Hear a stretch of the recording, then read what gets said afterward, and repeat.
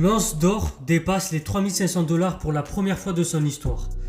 Les hausses des tarifs douaniers déclenchées par Donald Trump et les ripostes de la Chine ont fait une nouvelle fois chuter Wall Street, poussant le cours de l'or, valeur refuge, je vous le rappelle, vers de nouveaux sommets. C'est un seuil inédit. Le cours de l'once d'or, je vous rappelle, l'once d'or c'est environ 30 grammes, a dépassé la barre des 3500 $, un peu plus de 3000 € ce mardi 22 avril pour la première fois de son histoire. C'est tout simplement un record porté par la guerre commerciale menée par le président américain, mais aussi par les tensions entre Donald Trump et le président de la Fed, Jerome Powell, depuis 2018, je vous le rappelle, qu'il a une nouvelle fois traité de loser ce lundi 21 avril sur X, et donc tout ça, ça fait chuter Wall Street.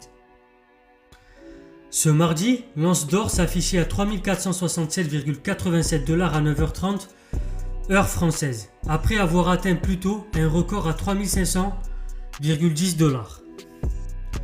Le métal jaune profite de la nervosité des bourses, en particulier Wall Street, plombée par les multiples attaques de Trump contre le patron de la Réserve fédérale américaine, mais aussi par des incertitudes persistantes concernant la guerre commerciale. Que va-t-il faire notamment après ces 90 jours de pause?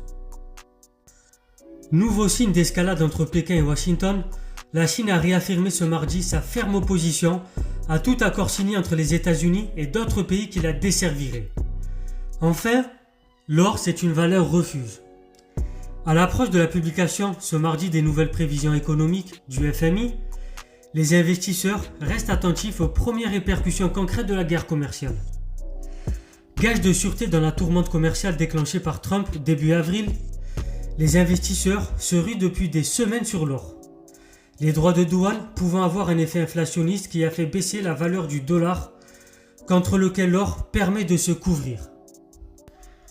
Enfin, l'or est convoité pour son utilisation dans la joaillerie et donc l'industrie ou tout simplement comme actif de réserve, et donc le métal jaune conserve sa valeur intrinsèque bien qu'il ne rapporte pas d'intérêt. Voilà, c'était Soso l'Intello.